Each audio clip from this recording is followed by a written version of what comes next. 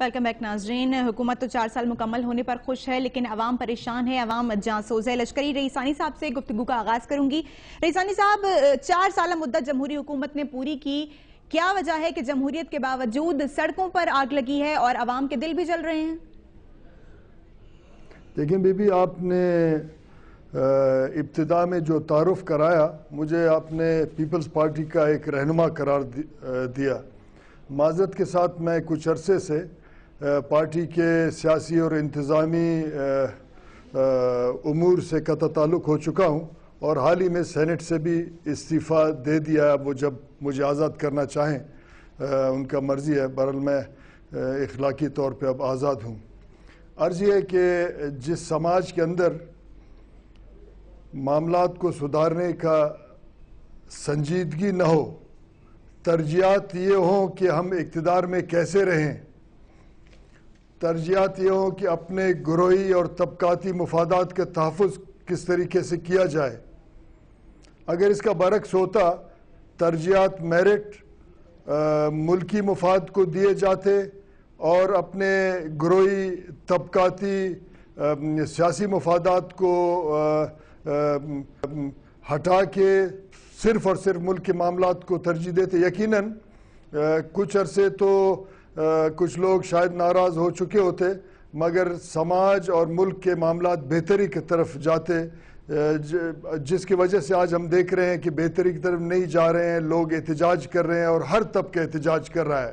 اس کا ایک وجہ تو یہ ہے کہ پچھلے کئی دہائیوں سے خود ریاست نے اپنے سیاسی مخالفین کو راستے سے ہٹانے کے لیے سسٹمیٹک ایلیمینیشن آف لیڈرشپ کی، جس کی وجہ سے ہمارا پورا سماج، پورا عوام، ملک طبقات اور گروہ اور لسان اور نسل اور مذاہب کے اندر تقسیم ہوا ہے، جس کی وجہ سے لوگ اپنے چھوٹے چھوٹے مفادات کے لیے اب سڑکوں پہ نکلے ہیں.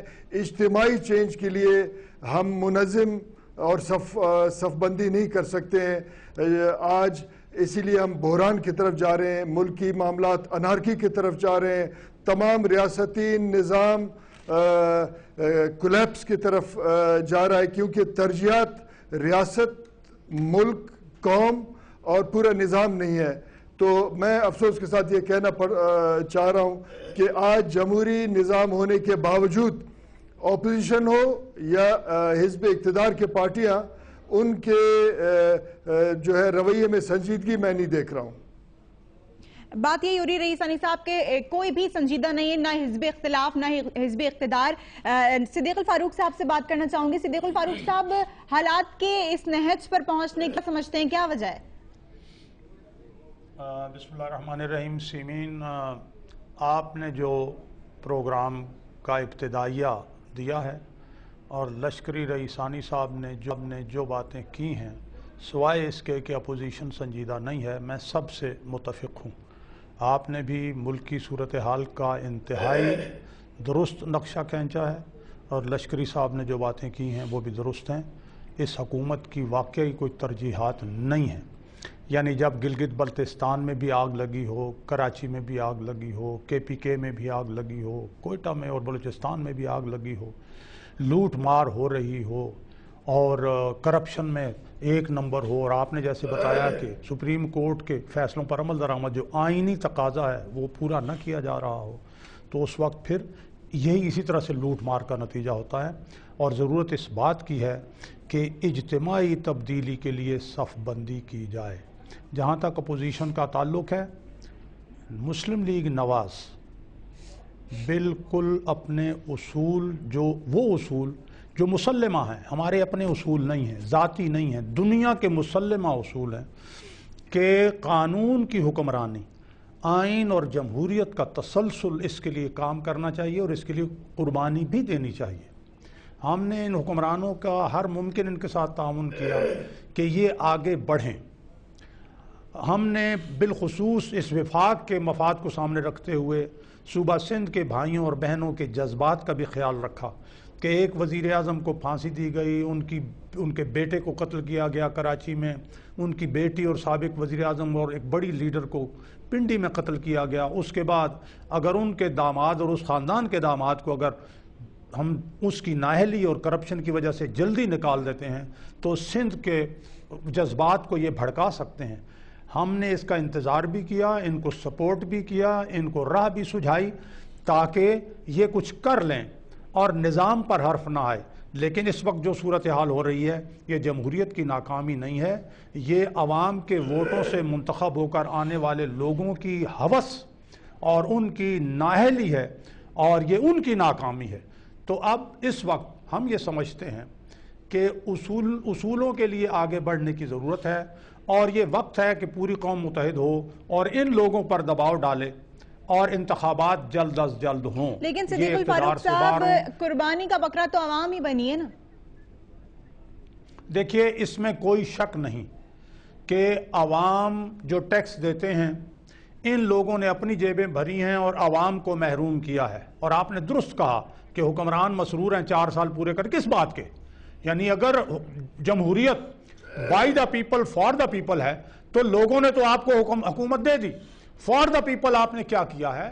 واقعی عوام لٹ رہے ہیں، عوام پٹ رہے ہیں، عوام بے روزگار ہیں، عوام مہنگائی کے شکنجے میں کس رہے ہیں، عوام سڑکوں پر مولی گاجر کی طرح عبادت گاہوں میں قتل ہو رہے ہیں اور یہ کہتے ہیں جی ہم جمہوریت پسند ہیں، روٹی کپڑا مکان کا نعرہ لگانے والوں کی آج نہ روٹی نہ کپڑا نہ مکان.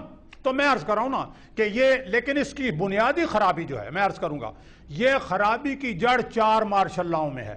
پہلا مارشل لا لگا اور دوسرے کے ساتھ متصل لگا، 13 سال میں ملک 2 ٹکڑے ہو گیا. پھر بھٹو صاحب آئے تو 4.5 سال میں ان کا کام جو ہے وہ تمام کر دیا گیا اور پھر ضیاء الحق 12 سال رہے، پھر انہوں نے کیا کیا، پھر 8.5 سال کی حضرت رہے ہیں، پھر وہی معاملہ آگے چل رہا ہے. حکومت کا کوئی کردار نظر آ رہا ہے اور اپوزیشن کا جو کام تھا وہ بھی اپوزیشن کرتی نظر نہیں آ رہی نا. عوام کے لیے بات تو اپوزیشن نے کرنی تھی. اپوزیشن کا کردار آپ یہ نہ کہیں. اگر اپوزیشن کا کردار لوگ یہ دیکھنا چاہتے ہیں کہ ہم ڈنڈا اٹھا لیں اور سر پٹول کریں یا یہاں بل فائٹنگ ہو، وہ مر رہا ہے وہ مار رہا ہے، تو یہ تو اپوزیشن نہیں ہے. ہم نے ہر اچھے کام میں تعاون کیا ہے.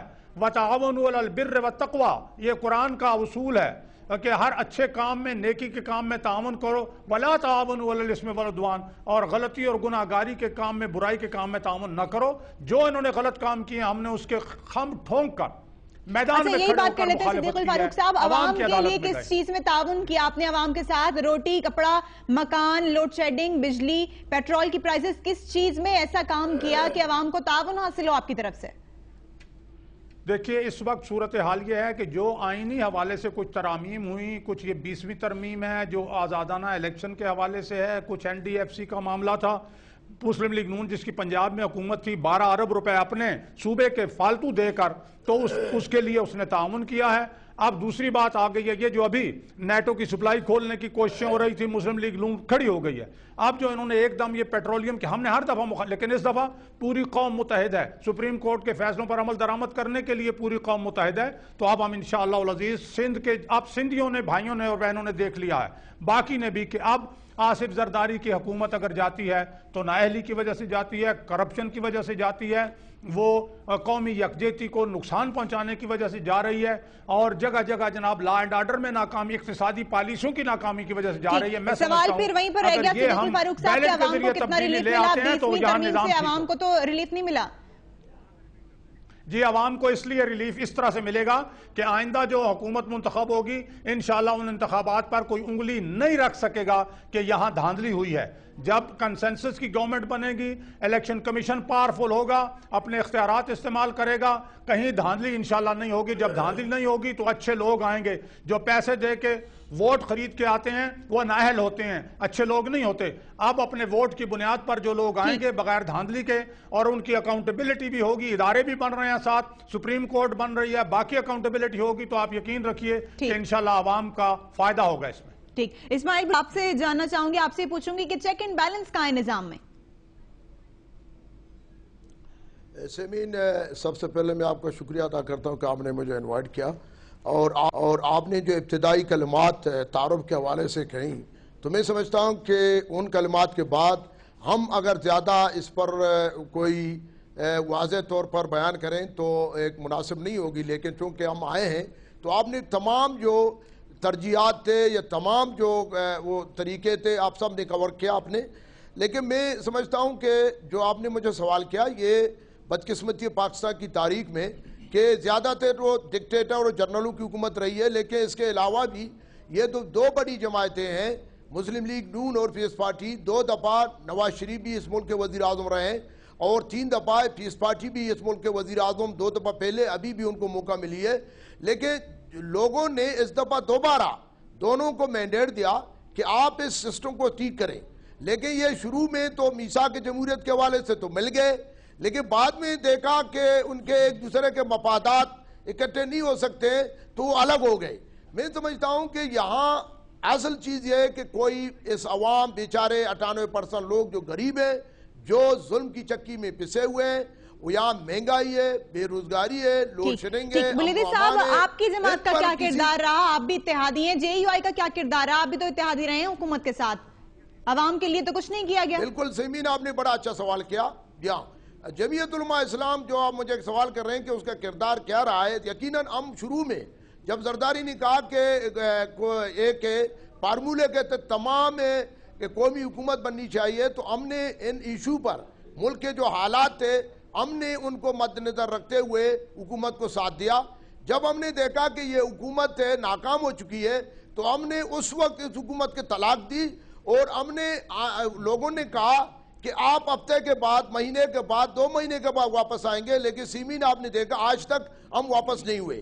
اور میں سمجھتا ہوں کہ جمعیت علماء اسلام نے یہ جو ایک عوامی ایک بیداری شروع کی ہے، جلسے جلوس، آپ نے دیکھا کہ کراچی جو کہ ایم کیو والے، این پی والے، پیپلز پارٹی والے اپنا شہر تصور کرتے ہیں، تو جمعیت علماء اسلام نے وہ قوت کر کے دکھایا اس جلسے میں کہ یہ شہر ان لوگوں کا نہیں ہے، یہ شہر سب کا ہے. اور میں سمجھتا ہوں کہ جمعیت علماء اسلام آج بھی یہ جو سلامتی کونسل کے کمیٹی میں جو تحفظات اور جو عالی مولانا فضل الرحمان نے جو تقریر کی چودھری نثار کے بعد، اس کی بڑی اچھی تقریر تھی. لیکن مولانا نے جو تقریر کی کہ ہم نیڈ ٹو سپلائی کا فیصلہ پہلے سے ہو چکا ہے، ہم اس حکومت کے اس فیصلے کو کبھی نہ مانیں گے. اگر انہوں نے نیڈ ٹو سپلائی بحال کی تو طاقت کے ذریعے اس کو ہم بند کریں گے. لیکن مسئلہ سیمین ادھر یہاں آتا ہے کہ یہ ملک پاکستان میں جب تک صحیح الیکشن نہیں ہوں گے، جبکہ وہ لوگ جو لوگوں کے رائے کے مطابق وہ ممبر پارلیمنٹ میں نہیں جائیں گے، یہاں سلیکشن ہوگی تو وہ لوگ پارلیمنٹ میں ہوں گے جو اداروں کے مفادات کے لیے کام کریں گے. تو میں سمجھتا ہوں کہ قوم کی ابھی لیکن بلیدی صاحب بات یہ ہے کہ عوام کی نظر میں سیاستدانوں نے کوئی کام کیا ہی نہیں ہے. بالکل، میں سمجھتا ہوں کہ سیاستدان بالکل فیل ہو چکے ہیں. اور موجودہ حکومت اگر نواز شریف صاحب اس کو ٹف ٹائم دیتے، اس کو اپوزیشن کا کردار ادا کرتے ہیں، میں فاروق صاحب کے اس بات سے اتفاق نہیں کرتا ہوں کہ وہ کہتا ہے کہ جی میں نے اصول کے مطابق ہم نے ڈٹ کر مقابلہ کیا. آپ نے اس حکومت کو چلانے میں تعاون کیا. جب عوام مر رہے ہیں، عوام روڈوں میں نکل چکے ہیں، تو آپ کہتے ہیں کہ جی وہ شہید ہو کر جائے گا، سندھیوں کا کار استعمال کرے گا. اگر آج بھی اگر اس حکومت کے خلاف کوئی آواز اٹھائیں، وہ آج بھی وہ کارڈ استعمال کر سکتے ہیں. میں سمجھتا ہوں کہ یہ قوم اب بیدار ہو چکے ہیں. ابھی قوم نے فیصلہ کیا ہے کہ دو جو بڑی طبقاتی جماعتیں ان کو انہوں نے نظر انداز کیا ہے، اور جب الیکشن ہوگی تو قوم نئے چہروں کو وہ آزمانے کی کوشش کریں گے تاکہ لوگ دیکھو نا 20ویں ترمیم NMC ایوارڈ اور 18ویں ترمیم غریبوں کے پیٹوں کو کوئی فائدہ نہیں دے گا، لوڈ شیڈنگ میں کوئی فائدہ نہیں دے گا، اور اس میں بے روزگاری میں کوئی فائدہ نہیں دے گا. تو میں سمجھتا ہوں آپ ہمارے باری کا میں سمجھتا ہوں کہ سیمین یہ ملک اور قوم کے ساتھ انتہائی ظلم ہے، اور اس کی سب سے بڑی ذمہ داری دونوں بڑی جماعتوں پر ہے، صرف پیپلز پارٹی پر نہیں ہے. کیونکہ پنجاب میں بھی حکومت رہا ہے، وہ بھی حکومت کر رہے ہیں، وہاں اس حکومت کا کیا حال ہے. تو میں سمجھتا ہوں کہ جب تک ہم عوام بیدار نہ ہو کر بالکل عوام بیدار ہو چکے ہیں، اور حالت یہ ہے کہ عوام سڑکوں پر ہے. کس پارٹی نے کتنا ریلیف دیا یہ بھی بات کریں گے، اور بریک کے بعد صدیق الفاروق صاحب کی جانب آئیں گے، ان سے جانیں گے کہ پاکستانی سیاستدانوں کی آخر ترجیحات کیا ہیں. یہاں پر لیں گے ایک بریک.